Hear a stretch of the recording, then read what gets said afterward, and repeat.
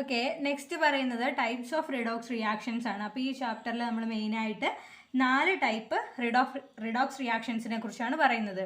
അതിൽ ഒന്നാമത്തത് combination reaction ആണ്. കോമ്പിനേഷൻ റിയാക്ഷൻ എന്താ? ഇപ്പോൾ എ ബി എന്ന് പറയുന്ന 2 എലമെൻറ്റ്സ് അത് കമ്പൈൻ ചെയ്തിട്ട് എന്തായിട്ട് മാറുന്നു? എ ബി എന്ന് പറയുന്ന കോമ്പൗണ്ട് ആവുന്നു. അപ്പോൾ ഈ കോമ്പിനേഷൻ റിയാക്ഷനിൽ അണ്ടർഗോ ചെയ്യുന്ന റിയാക്റ്റൻസ് എങ്ങനെയായിരിക്കണം എന്നാണ് പറയുന്നത്? അതിൻ്റെ എലമെൻ്റൽ ഫോമിലായിരിക്കണം പ്രസൻ്റ് ആയിട്ടുള്ളത്. എലമെൻ്റൽ ഫോം എന്ന് പറഞ്ഞാൽ എന്താ? അവിടുത്തെ ഓക്സിഡേഷൻ സ്റ്റേറ്റ് 0 ആയിരിക്കും. നമ്മൾ ഫ്രീ സ്റ്റേറ്റിലുള്ള എലമെൻസിലുള്ള ഓക്സിഡേഷൻ സ്റ്റേറ്റ് 0 ആണെന്ന് പറഞ്ഞില്ലേ? അതേപോലെ ഈ എയുടെയും ബിയുടെയും ഓക്സിഡേഷൻ സ്റ്റേറ്റ് അല്ലെങ്കിൽ ഓക്സിഡേഷൻ നമ്പർ എന്ന് പറയുന്നത് എന്തായിരിക്കണം? 0 ആയിരിക്കണം. അപ്പോൾ ഓക്സിഡേഷൻ നമ്പർ അല്ലെങ്കിൽ എലമെൻ്റൽ ഫോമിലുള്ള 2 റിയാക്റ്റൻസ് കമ്പൈൻ ചെയ്തിട്ട് എന്ത് ചെയ്യുന്നു? ഒരു പ്രൊഡക്റ്റ് ഫോം ചെയ്യുന്ന റിയാക്ഷൻസിനെയാണ് നമ്മൾ കോമ്പിനേഷൻ റിയാക്ഷൻസ് എന്ന് പറയുന്നത്. അപ്പോൾ ഈ കമ്പഷൻ റിയാക്ഷൻസ് ഒക്കെ എന്താണ്? കോമ്പിനേഷൻ റിയാക്ഷൻ ആണ്. എല്ലാ കമ്പഷൻ റിയാക്ഷനും കോമ്പിനേഷൻ റിയാക്ഷൻ ആണ്. എന്താ കമ്പഷൻ റിയാക്ഷൻ എന്ന് പറഞ്ഞിട്ടുണ്ടെങ്കിൽ ഒരു എലമെൻറ്റ് ഓക്സിജൻ്റെ പ്രസൻസിൽ കത്തുന്നു അല്ലേ? ഒരു എലമെൻറ്റ് ഓക്സിജൻ്റെ പ്രസൻസിൽ കത്തുന്ന റിയാക്ഷനാണ് നമ്മൾ എന്ത് പറയുക? കമ്പഷൻ റിയാക്ഷൻ എന്ന് പറയുന്നത്. അപ്പോൾ എന്തായാലും ആ റിയാക്ഷനിലെ ഒരു എലമെൻറ്റ് എന്ന് പറയുന്നത് എന്തായിരിക്കും? ഓക്സിജൻ ആയിരിക്കും. നമുക്ക് എക്സാമ്പിൾ നോക്കാം.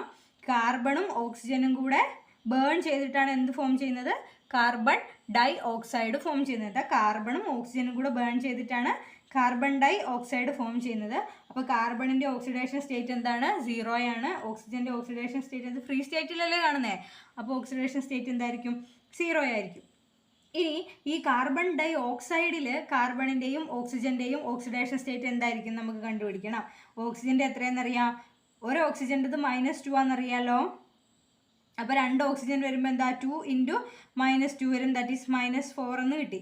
അപ്പോൾ കാർബണിൻ്റെ നമുക്കറിയത്തില്ല. അപ്പോൾ x + -4 = 0 എന്ന് എഴുതാം. That is x - 4 = 0. x = +4. അപ്പോൾ കാർബണിൻ്റെ ഓക്സിഡേഷൻ സ്റ്റേറ്റ് +4ഉം ഓക്സിജൻ്റെ ഓരോ ഓക്സിജൻ്റെ -2 ആണ്. അപ്പോൾ 2 ഓക്സിജൻ്റെ വരുമ്പോൾ -4ഉം ആയിരിക്കും. ഓക്കെ, അപ്പോൾ -4ഉം +4ഉം കൂടെ കൂട്ടിയ ടോട്ടൽ നോക്കുമ്പോൾ എന്തായിരിക്കും? 0 ആണെന്നും കിട്ടി. ഇനി അടുത്ത കേസ് വേറൊരു എക്സാമ്പിൾ എന്ന് പറയുന്നത് 3 മോളിക്യൂൾസ് ഓഫ് മഗ്നീഷ്യം എന്തുമായിട്ട് ബേൺ ചെയ്യുന്നു? നൈട്രജനുമായിട്ട് നൈട്രജൻ്റെ പ്രസൻസിൽ ബേൺ ചെയ്യുന്ന സമയത്ത് നമുക്ക് എന്ത് കിട്ടും? Mg3n2 എന്ന് പറയുന്ന ഒരു കോമ്പൗണ്ട് കിട്ടും. അപ്പോൾ ഇവിടെ നമ്മൾ നോക്കുവാണെങ്കിൽ നമുക്ക് മഗ്നീഷ്യത്തിൻ്റെ അറിയാവോ? മഗ്നീഷ്യത്തിൻ്റെ ഓക്സിഡേഷൻ സ്റ്റേറ്റ് എത്രയെന്ന് അറിയാവോ? അറിയാം, പക്ഷെ നമുക്ക് ഡയറക്റ്റ് ആയിട്ട് നമ്മളോടത് പറഞ്ഞിട്ടില്ല. ആ റൂൾസിൽ പറഞ്ഞിട്ടുണ്ട്, പക്ഷേ ഡയറക്റ്റ് ആയിട്ട് പറഞ്ഞിട്ടില്ല. ഇനി അതേപോലെ നൈട്രജൻ്റെ കേസിൽ നൈട്രജൻ്റെ ഓക്സിഡേഷൻ സ്റ്റേറ്റ് എന്താണെന്ന് നമുക്കറിയത്തില്ല. അപ്പോൾ മഗ്നീഷ്യത്തിൻ്റെ ഓക്സിഡേഷൻ സ്റ്റേറ്റ് എങ്ങനെയാണെന്ന് നമുക്ക് കണ്ടുപിടിക്കാൻ പറ്റുക? നമ്മൾ ആ റൂൾസിൽ പറഞ്ഞിട്ടുണ്ട്. എല്ലാ ആൽക്കലി മെറ്റൽസിൻ്റെയും ഓക്സിഡേഷൻ സ്റ്റേറ്റ് +1ഉം ആൽക്കലൈൻ എർത്ത് മെറ്റൽസിൻ്റെ എല്ലാം ഓക്സിഡേഷൻ സ്റ്റേറ്റ് എന്താന്ന് പറഞ്ഞിട്ടുണ്ട്? +2 ആണെന്നും പറഞ്ഞിട്ടുണ്ട്. അപ്പം മഗ്നീഷ്യം എന്ന് പറയുന്നത് എന്താണ്? ഒരു ആൽക്കലൈൻ എർത്ത് മെറ്റലാണ്. അപ്പം മഗ്നീഷ്യത്തിൻ്റെ ഓക്സിഡേഷൻ സ്റ്റേറ്റ് എന്തായിരിക്കും?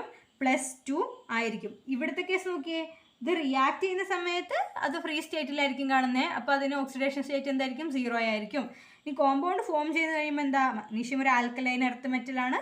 അപ്പോൾ അതിൻ്റെ ഓക്സിഡേഷൻ സ്റ്റേറ്റ് എന്ന് പറയുന്നത് എന്താണ്? +2 ആയിരിക്കും. അതായത് മഗ്നീഷ്യം എന്ന് പറയുന്നത് പീരിയോഡിക് ടേബിളിലെ 2ാമത്തെ ഗ്രൂപ്പിലുള്ള എലമെൻറ്റ് ആണ്. ഓക്കെ, അപ്പോൾ മഗ്നീഷ്യത്തിന് നമുക്ക് കിട്ടി. ഇനി നമുക്ക് നൈട്രജൻ്റെ കണ്ടുപിടിച്ചൂടെ? അപ്പോൾ ഒരു മഗ്നീഷ്യത്തിൻ്റെ +2 എത്ര മഗ്നീഷ്യം ഉണ്ട്? 3 മഗ്നീഷ്യം ഇല്ലേ?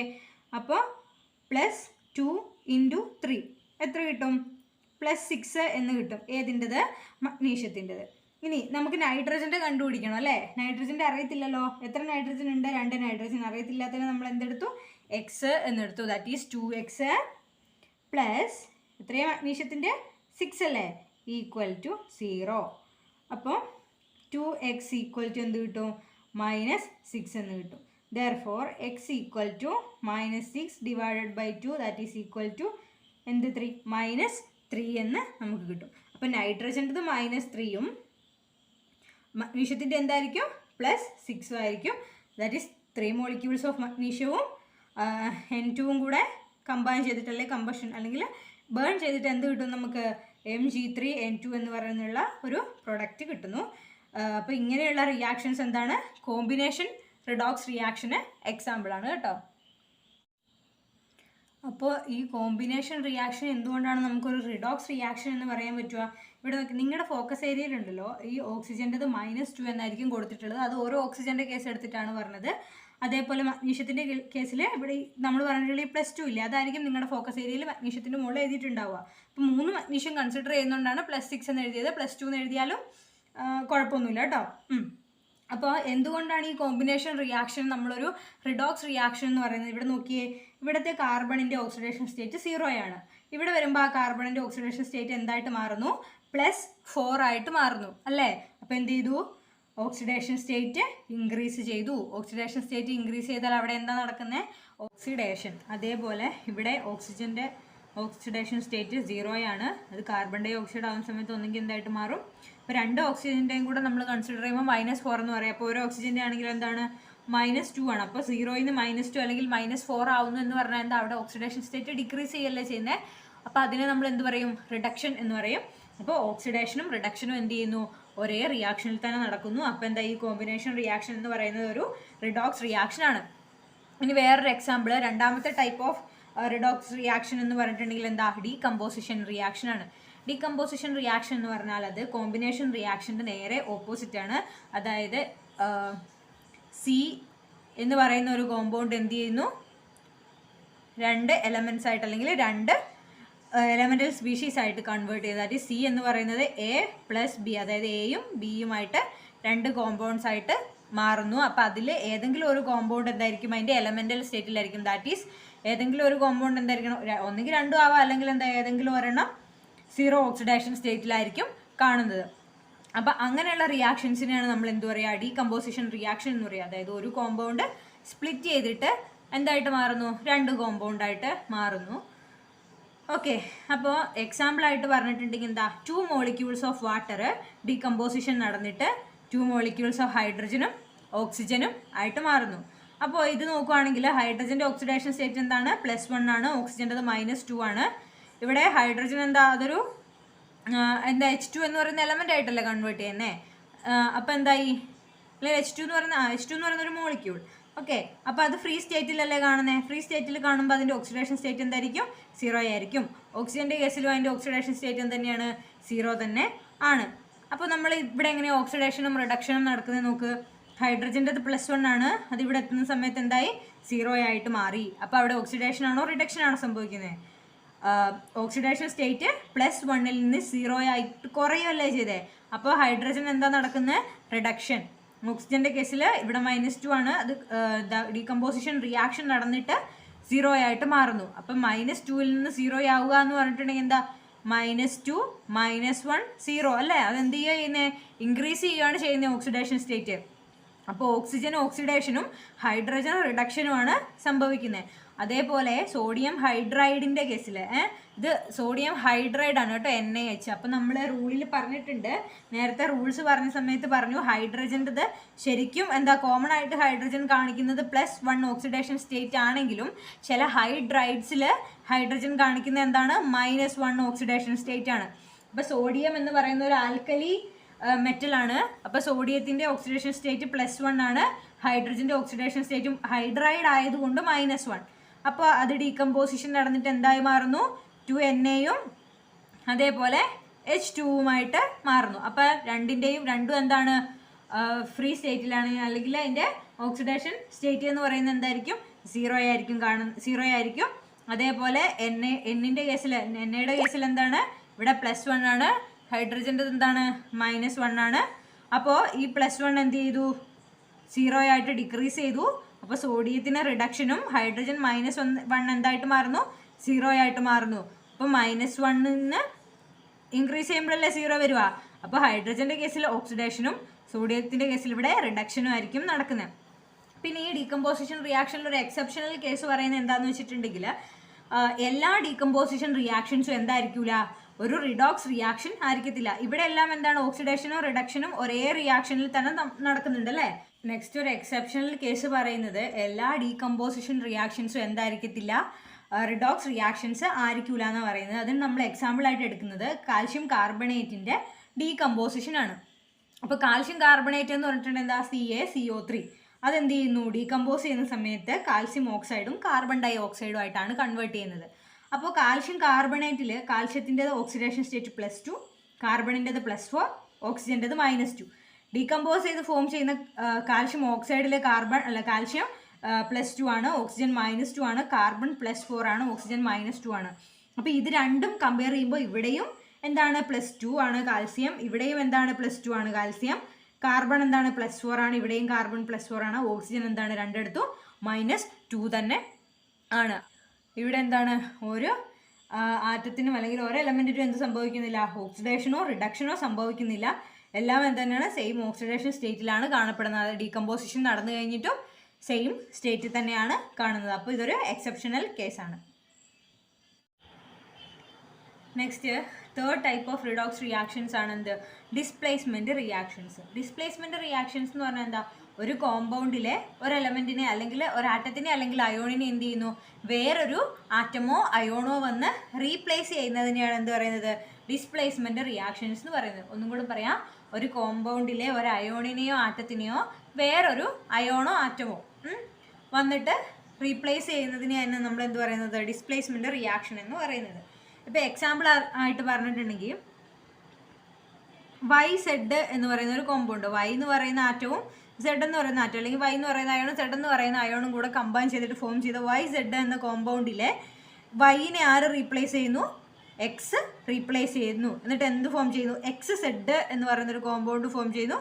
അതേപോലെ Y എന്താ ഫ്രീ സ്റ്റേറ്റിലേക്ക് കൺവേർട്ട് ചെയ്ത് പോവുകയും ചെയ്യുന്നു. അപ്പോൾ ഇങ്ങനെയുള്ള റിയാക്ഷൻസിനെയാണ് നമ്മൾ എന്ത് പറയുക, ഡിസ്പ്ലേസ്മെൻറ്റ് റിയാക്ഷൻസ് എന്ന് പറയുക. ഡിസ്പ്ലേസ്മെൻറ്റ് റിയാക്ഷൻസ് 2 ടൈപ്സ് ഉണ്ട്, മെറ്റൽ ഡിസ്പ്ലേസ്മെൻറ്റ് റിയാക്ഷനും നോൺ മെറ്റൽ ഡിസ്പ്ലേസ്മെൻറ്റ് റിയാക്ഷനും. അപ്പോൾ മെറ്റൽ ഡിസ്പ്ലേസ്മെൻറ്റ് റിയാക്ഷൻ എന്താണെന്ന് പറയുന്നത്, മെറ്റൽ ഡിസ്പ്ലേസ്മെൻറ്റ് റിയാക്ഷൻ എന്ന് പറഞ്ഞിട്ടുണ്ടെങ്കിൽ എന്താ, ഒരു കോമ്പൗണ്ടിലെ മെറ്റലിനെ എന്ത് ചെയ്യുന്നു, വേറൊരു മെറ്റൽ വന്നിട്ട് റീപ്ലേസ് ചെയ്യുന്നു. ഒരു കോമ്പൗണ്ടിൽ പ്രസൻ്റ് ആയിട്ടുള്ള മെറ്റലിനെ വേറൊരു മെറ്റൽ വന്നിട്ട് റീപ്ലേസ് ചെയ്യുന്നതിനെയാണ് നമ്മൾ മെറ്റൽ ഡിസ്പ്ലേസ്മെൻറ്റ് റിയാക്ഷൻ എന്ന് പറയുന്നത്. അപ്പോൾ ഈ റീപ്ലേസ് ചെയ്യുന്ന മെറ്റൽ എന്ന് പറയുന്നത് എന്തായിരിക്കും, അതൊരു അൺകമ്പൈൻഡ് സ്റ്റേറ്റിലായിരിക്കും ഉണ്ടാവുക. അത് കോമ്പൗണ്ട് ഒന്നും ഫോം ചെയ്യാതെ ഫ്രീ ആയിട്ട് അങ്ങനെ ഒരു മെറ്റലായിട്ട് മാത്രം നിൽക്കുന്ന ഒരു മെറ്റലായിരിക്കും എന്ത് ചെയ്യുക, അവിടെ ആ കോമ്പൗണ്ടിലെ മെറ്റലിനെ റീപ്ലേസ് ചെയ്യുന്നത്. നമ്മൾ എക്സാമ്പിളായിട്ട് പറഞ്ഞിട്ടുണ്ടെങ്കിൽ കോപ്പർ സൾഫേറ്റും സിങ്കും തമ്മിലുള്ള റിയാക്ഷൻ നോക്കുക. ഇതൊരു ഡിസ്പ്ലേസ്മെൻറ്റ് റിയാക്ഷനാണ്. സിങ്ക് എന്ന് പറഞ്ഞ ഒരു മെറ്റലാണ്, കോപ്പർ ഒരു മെറ്റലാണെന്ന് വെച്ചോ. അപ്പോൾ എന്ത് ചെയ്യുന്നു, സിങ്ക് എന്ന് പറയുന്നത് വേറെ ഒന്നുമായിട്ടും കോമ്പൗണ്ട് ഫോം ചെയ്യുന്നില്ല. അതെന്താ കമ്പൈൻ ചെയ്യാതെ ഒക്യുപ്പൈ ചെയ്യുന്നതാണ് സിങ്ക്. അപ്പോൾ ഈ സിങ്ക് മെറ്റൽ എന്ത് ചെയ്യുന്നു, കോപ്പർ സൾഫേറ്റിലെ കോപ്പറിനെ റീപ്ലേസ് ചെയ്തിട്ട് അവിടെ എന്ത് വരുന്നു, സിങ്ക് വരുന്നു. അപ്പോൾ എന്ത് കിട്ടും, കോപ്പറും പിന്നെ അതേപോലെ ഈ സിങ്ക് സൾഫേറ്റ് അയോണുമായിട്ട് കമ്പൈൻ ചെയ്തിട്ട് എന്ത് കിട്ടും, സിങ്ക് സൾഫേറ്റുമായിട്ട് മാറും. അപ്പോൾ അതാണ് മെറ്റൽ ഡിസ്പ്ലേസ്മെൻറ്റ് റിയാക്ഷൻ എന്ന് പറയുന്നത്. ഇവിടുത്തെ സിങ്ക് എന്താണ്, അൺകമ്പൈൻഡ് സ്റ്റേറ്റിലാണുള്ളത്. ഈ അൺകമ്പൈൻഡ് സ്റ്റേറ്റിലുള്ള സിങ്ക് എന്ത് ചെയ്യുന്നു, കോപ്പർ സൾഫേറ്റിലെ കോപ്പറിനെ ഡിസ്പ്ലേസ് ചെയ്തിട്ട് അവിടെ ഒക്യുപ്പൈ ചെയ്യുന്നു. എന്നിട്ട് സിങ്ക് സൾഫേറ്റ് ഫോം ചെയ്യുന്നു. പിന്നെ കോപ്പർ എന്ത് ചെയ്യുന്നു, അൺകമ്പൈൻഡ് സ്റ്റേറ്റിലേക്ക് കൺവേർട്ട് ചെയ്യപ്പെടുന്നു. അതാണ് metal displacement reaction. Next non metal displacement reactions ആണ് പറയുന്നത്. അപ്പോൾ non metal displacement redox reactions എന്ന് പറഞ്ഞിട്ടുണ്ടെങ്കിൽ അതിൽ മെയിനായിട്ട് എന്താ, ഹൈഡ്രജൻ ഗ്യാസിൻ്റെ റീപ്ലേസ്മെൻറ്റ്, ഹൈഡ്രജൻ ഗ്യാസിൻ്റെ റീപ്ലേസ്മെൻ്റ് ആണ് വരുന്നത്. അപ്പോൾ ആൽക്കലി മെറ്റൽസും അതേപോലെ കുറച്ച് ആൽക്കലൈൻ എർത്ത് മെറ്റൽസും എന്ത് ചെയ്യുന്നു, കോൾഡ് വാട്ടറുമായിട്ട് റിയാക്ട് ചെയ്തിട്ട് അവിടുന്ന് ഹൈഡ്രജൻ ഗ്യാസ് ഡിസ്പ്ലേസ് ചെയ്യുന്നു. അതേപോലെ ലെസ് റിയാക്റ്റീവ് ആയിട്ടുള്ള മഗ്നീഷ്യം, അയൺ പോലെയുള്ള മെറ്റൽസ് എന്ത് ചെയ്യുന്നു, സ്റ്റീമിൽ നിന്നും ഹൈഡ്രജൻ ഗ്യാസ് പ്രൊഡ്യൂസ് ചെയ്യുന്നു. സ്റ്റീം എന്ന് പറഞ്ഞിട്ടുണ്ടെങ്കിൽ എന്താ, ഹോട്ട് ആയിട്ടുള്ള വാട്ടറാണ് അല്ലേ. വാട്ടർ എന്താ, അതിൻ്റെ ബോയിലിംഗ് പോയിന്റ് കഴിഞ്ഞിട്ട് ചൂടാക്കുമ്പോഴാണ് നമുക്ക് എന്ത് കിട്ടുക, സ്റ്റീം കിട്ടുന്നത്. അപ്പോൾ ആ സ്റ്റീമുമായിട്ട് റിയാക്ട് ചെയ്തിട്ട് ലെസ് റിയാക്റ്റീവ് ആയിട്ടുള്ള മഗ്നീഷ്യം, അയൺ പോലെയുള്ള എലമെൻറ്റ്സ് എന്ത് ചെയ്യുന്നു, ഹൈഡ്രജൻ ഗ്യാസ് പ്രൊഡ്യൂസ് ചെയ്യുന്നു. അത്തരം റിയാക്ഷൻസിനെല്ലാം നമ്മൾ എന്ത് പറയും, നോൺ മെറ്റൽ ഡിസ്പ്ലേസ്മെൻറ്റ് റിയാക്ഷൻ എന്ന് പറയും. അപ്പോൾ ഇവിടുത്തെ കേസ് നോക്കുകയാണെങ്കിൽ ആദ്യത്തെ എക്സാമ്പിൾ നോക്കുക, 2 molecules ഓഫ് സോഡിയവും അതേപോലെ 2 molecules ഓഫ് വാട്ടറും കൂടെ റിയാക്ട് ചെയ്തിട്ട് എന്ത് ഫോം ചെയ്യുന്നു, NaOHും ഹൈഡ്രജൻ ഗ്യാസും ഫോം ചെയ്യുന്നു. സോഡിയം എന്ന് പറഞ്ഞിട്ടുണ്ടെങ്കിൽ ഒരു ആൽക്കലി മെറ്റലാണ്. അപ്പോൾ അത് വാട്ടറിൽ നിന്ന് എന്ത് റിമൂവ് ചെയ്യുന്നു അല്ലെങ്കിൽ എന്ത് ഡിസ്പ്ലേസ് ചെയ്യുന്നു, ഹൈഡ്രജൻ ഗ്യാസിനെ ഡിസ്പ്ലേസ് ചെയ്യുന്നു. അപ്പോൾ സോഡിയവും ഈ H2Oയിലെ ഒരു H2O എങ്ങനെയാ, H+ ആൻഡ് OH- അയോൺ ആയിരിക്കില്ലേ. അപ്പോൾ ഈ സോഡിയവും ഈ OH- അയോണും കൂടെ കമ്പൈൻ ചെയ്തിട്ട് എന്താ NaOH ആയിട്ട് മാറുന്നു. പിന്നെ ബാക്കി എന്താ ഹൈഡ്രജൻ ഗ്യാസും ഇവോൾവ് ചെയ്ത് പോകുന്നു. ഇനി അതേപോലെ ചില മെറ്റൽസ് എന്ത് ചെയ്യുന്നു, ആസിഡ്സുമായിട്ട് റിയാക്ട് ചെയ്തിട്ട് ഹൈഡ്രജൻ ഗ്യാസ് പ്രൊഡ്യൂസ് ചെയ്യുന്നുണ്ട്. ഇപ്പോൾ സിങ്ക് എന്ന് പറയുന്ന മെറ്റൽ 2 molecules ഓഫ് ഹൈഡ്രോക്ലോറിക് ആസിഡും ആയിട്ട് റിയാക്ട് ചെയ്തിട്ട് സിങ്ക് ക്ലോറൈഡും അതേപോലെ ഹൈഡ്രജൻ ഗ്യാസും ഫോം ചെയ്യുന്നു. ഇനി ഫ്ലൂറിൻ എന്ത് ചെയ്യുന്നു, ഫ്ലൂറിൻ വാട്ടറുമായിട്ട് റിയാക്ട് ചെയ്തിട്ട് ഇവോൾവ് ചെയ്യുന്ന എന്താണ്, അല്ലെങ്കിൽ ഡിസ്പ്ലേസ് ചെയ്യുന്ന എന്തിനെയാണ്, ഓക്സിജൻ ഗ്യാസിനെ ആണ്. പിന്നെ എന്താ, ഒരു 4 molecule ഹൈഡ്രജൻ ഫ്ലൂറൈഡും കൂടെ അവിടെ ഫോം ചെയ്യുന്നുണ്ട്. അപ്പോൾ ഈ റിയാക്ഷൻസിൻ്റെ എല്ലാം കേസിൽ നിങ്ങൾ എന്തും കൂടെ കൺസിഡർ ചെയ്യണം, ഇതിൻ്റെ എല്ലാം ഓക്സിഡേഷൻ സ്റ്റേറ്റും കൂടെ നമ്മൾ കൺസിഡർ ചെയ്യേണ്ടതുണ്ട്. അതിൻ്റെ എല്ലാം ഓക്സിഡേഷൻ സ്റ്റേറ്റ് നിങ്ങൾക്ക് ഫോക്കസ് ഏരിയയിൽ തന്നിട്ടുണ്ട്. നിങ്ങൾക്ക് എന്താ ഇത് തന്നെ കണ്ടുപിടിക്കാൻ വേണ്ടിയിട്ട് പറ്റുന്നതേ ഉള്ളൂ. സോഡിയം ഫ്രീ സ്റ്റേറ്റിലായിരിക്കുമ്പോൾ ഇതിന് 0, അതേപോലെ വാട്ടറിൻ്റെ -2 ആണെന്നറിയാം, ഹൈഡ്രജൻ്റെ +1 ആണെന്നറിയാം അല്ലേ. അപ്പോൾ ഇങ്ങനെയെല്ലാം നമുക്ക് ഈസി ആയിട്ട് ഇതിൻ്റെ ഓക്സിഡേഷൻ സ്റ്റേറ്റ് എഴുതാൻ പറ്റുന്നതേ ഉള്ളൂ. അപ്പോൾ അതും കൂടെ എഴുതിയിട്ട് വേണം. ഇപ്പോൾ എക്സാമ്പിളൊക്കെ non metal displacement redox reaction example ചോദിച്ചിട്ടുണ്ടെങ്കിൽ നിങ്ങൾ എന്തെഴുതുക, ഈ ഇക്വേഷനും എഴുതണം, അതേപോലെ തന്നെ അതിൻ്റെ എല്ലാം ഓക്സിഡേഷൻ സ്റ്റേറ്റും കൂടെ എഴുതണം. ഇനിയിപ്പം അത് എക്സ്പ്ലെയിൻ ചെയ്യണമെങ്കിൽ എന്ത് ചെയ്യണം, ഓക്സിജൻ റിഡക്ഷനാണ് സംഭവിക്കുന്നത്, ഹൈഡ്രജൻ ഇവിടെ എന്താണ് ഓക്സിഡേഷൻ സ്റ്റേറ്റ് ഇൻക്രീസ് ചെയ്യുകയാണെങ്കിൽ ഇൻക്രീസ് ചെയ്യുന്ന എഴുതുക, ഡിക്രീസ് ചെയ്യുകയാണെങ്കിൽ ഡിക്രീസ് ചെയ്യുന്ന എഴുതുക. അതും കൂടെ ഒന്ന് ജസ്റ്റ് എക്സ്പ്ലെയിൻ ചെയ്തിട്ട് എഴുതണം. അതായത് ആ ഓക്സിഡേഷൻ സ്റ്റേറ്റ് കൺസെപ്റ്റ് വെച്ചിട്ട് ഓക്സിഡേഷനും റിഡക്ഷനും എങ്ങനെയാണ് സംഭവിക്കുന്നതെന്നും കൂടെ പറയണം കേട്ടോ. Next last type of redox reaction എന്ന് പറയുന്നത് ഡിസ്പ്രപ്പോർഷനേഷൻ റിയാക്ഷനാണ്.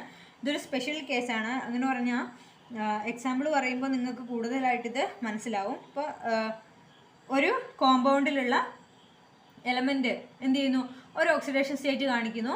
അപ്പോൾ ആ എലമെൻറ്റിന് എന്ത് ചെയ്യുന്നു, ആ റിയാക്ഷൻ നടന്നിട്ട് ഓക്സിഡേഷനും റിഡക്ഷനും സംഭവിക്കുന്നു. അതായത് ഒരു എലമെൻറ്റിന് തന്നെ അല്ലെങ്കിൽ ഒരു കോമ്പൗണ്ടിൽ ഒരു ആറ്റത്തിന് തന്നെ എന്ത് ചെയ്യുന്നു, ആ റിയാക്ഷൻ നടന്നു കഴിയുമ്പോൾ ഓക്സിഡേഷനും അതേപോലെ റിഡക്ഷനും സംഭവിക്കുന്നു. നമുക്ക് എക്സാമ്പിൾ പറയാം.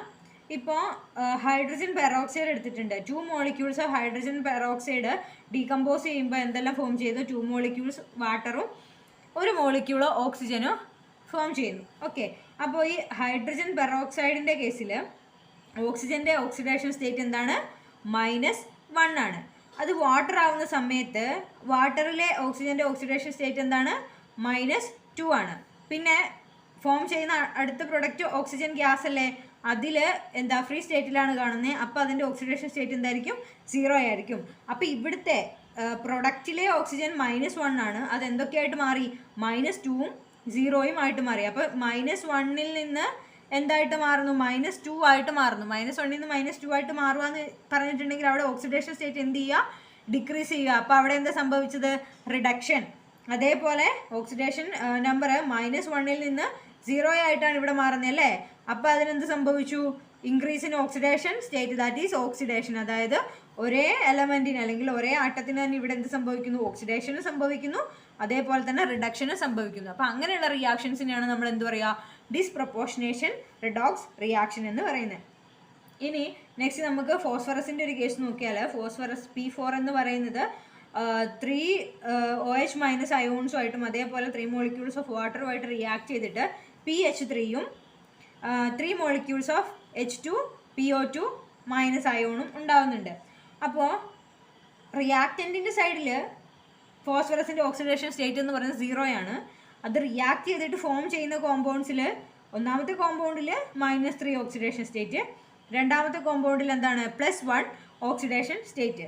അപ്പോൾ 0യിൽ നിന്ന് -3 ആവുന്ന സമയത്ത് എന്ത് ചെയ്യാണ്, ഓക്സിഡേഷൻ സ്റ്റേറ്റ് ഡിക്രീസ് ചെയ്യുക അല്ലെങ്കിൽ ഓക്സിഡേഷൻ നമ്പർ ഡിക്രീസ് ചെയ്യാണ്. അപ്പോൾ അവിടെ സംഭവിക്കുന്നത് റിഡക്ഷൻ. അതേപോലെ ഇതിൻ്റെ കേസിൽ എന്താ, 0യിൽ നിന്ന് +1 ആയിട്ട് ഇൻക്രീസ് ചെയ്യാണ്. അവിടെ സംഭവിക്കുന്നത് എന്താണ്, ഓക്സിഡേഷൻ. അപ്പോൾ ഒരേ ആറ്റത്തിന് അല്ലെങ്കിൽ ഒരേ എലമെൻറ്റിന് തന്നെ എന്ത് സംഭവിക്കുന്നു, ഒരേ റിയാക്ഷനിൽ തന്നെ ഓക്സിഡേഷനും റിഡക്ഷനും സംഭവിക്കുന്നു. അപ്പോൾ അത്തരം റിയാക്ഷൻസിനെയാണ് നമ്മൾ ഡിസ്പ്രപ്പോർഷനേഷൻ റിയാക്ഷൻസ് എന്ന് പറയുന്നത്.